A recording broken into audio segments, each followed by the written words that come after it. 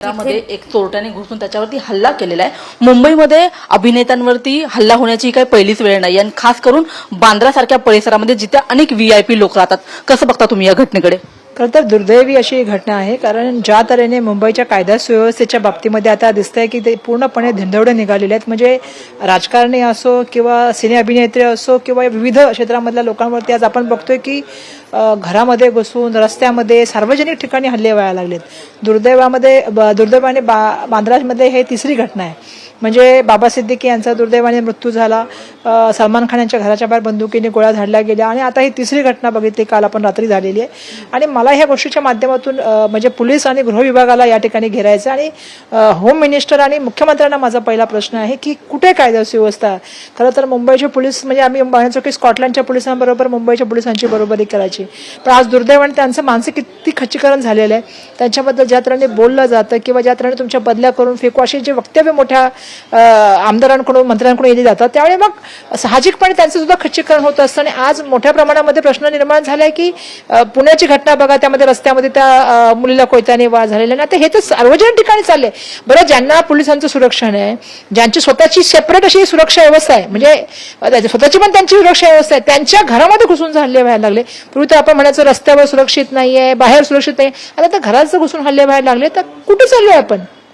सैफ अली खान यांच्यावर जो हल्ला झालेला आहे त्याच्यामध्ये त्यांना त्यांच्यावरती वार करण्यात आलेले, त्याच्यामधले 2 वार गंभीर स्वरूपाचे आहेत असं सुद्धा कळत आहे। आता त्यांच्यावरती सर्जरी चालू आहे।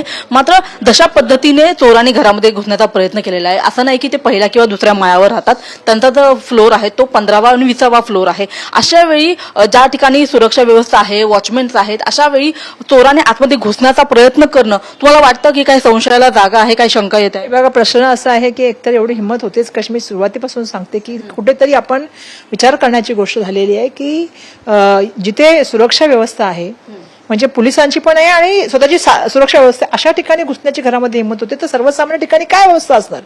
एक सगळ्यात महत्वाची गोष्ट की हे सगळे रस्ते जे आहेत ते व्हीव्हीआयपी रस्ते आहेत आणि ह्या व्हीव्हीआयपी रस्त्यावर सुरक्षा पुरवू शकत नाही, तर सर्वसामान्य माणसांचं काय?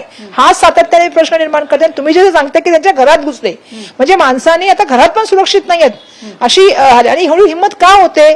कारण गुंडांना त्या ठिकाणी राजश्रय देण्याचं काम होतं। गुंड वर्षावर फिरतात, मंत्रालयामध्ये रील तयार करतात, त्याच्यामुळे एक वातावरण झालेलं आणि सातत्याने पोलिसांचं खच्चीकरण, त्यांच्या घराबद्दल बोललं जातं, त्यांच्या बायकांबद्दल बोललं जातं, तुम्ही बदली करून फेकण्याबद्दल बोललं जातं। ह्याचे हे सगळे दुष्परिणाम आहेत की आज म्हणजे पोलिसांचा दरार राहिलेला नाहीये, धाक राहिलेला नाहीये आणि त्याच्यामुळे डायरेक्ट लोक घरामध्ये घुसायला लागले। हिंमत कशी होती लोकांची घरामध्ये घुसण्याची?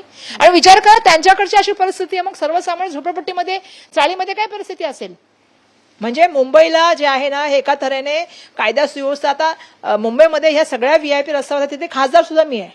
म्हणजे मला तर प्रश्न विचारायचा की या रस्त्यांवरती त्या ठिकाणी चौकी होती काटड रोडला, सातत्याने आम्ही ते सलमान खानजींच्या त्या घरच्या पुढे ते 6 महिन्यापासून बनवून त्या पण चालू केलेलं आहे का?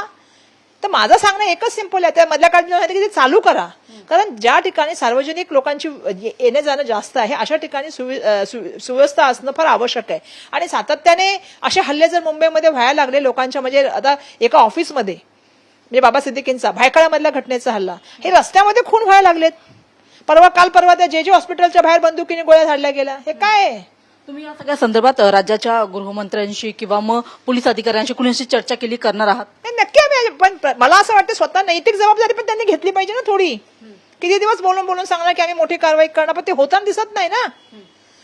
त्यांनी स्वतःला पण नैतिक काही जबाबदारी आहे की नाही होम मिनिस्टरांची, का ज्या आता गृह विभागाच्या हे आहेत त्यांची, महासंचालकांची किंवा पोलीस आयुक्त मुंबई जे आहेत त्यांची काही जबाबदारी आहे की नाही? म्हणजे आज जी परिस्थिती निर्माण झाली ही कुठे ना कुठे भयानक परिस्थिती आहे। जेव्हा पद्मश्री, जेव्हा मोठे मोठे नेते अभिनेते त्या ठिकाणी असलेले आपले पॉलिटिशियन जर सुरक्षित नसतील आणि जर मुंबई सारख्या शहरामध्ये, गजबजलेल्या शहरामध्ये ज्याला सगळ्यात सुरक्षित शहर मानलं जातं, त्या ठिकाणी असे दिवसाढवळ्या खून होत असतील किंवा घरामध्ये घुसून वार होत असतील, तर ते योग्य नाही। त्याच्यावर कारवाई व्हावी आणि त्याची चौकशी पूर्ण होऊन येणाऱ्या काळात सुरक्षित वातावरण कसं होणार आहे? मुंबईचं नरेटिव्ह बदलतंय आता 100%।